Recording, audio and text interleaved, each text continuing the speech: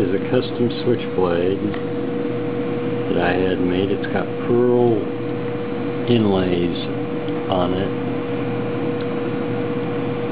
See the detail.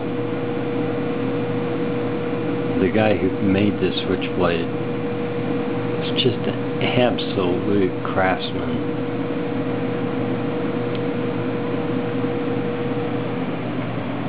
It's a Picklock.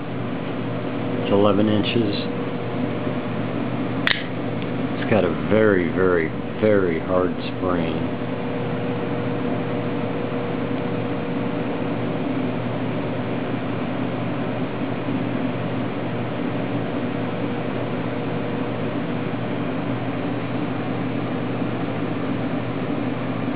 It's one of my favorites.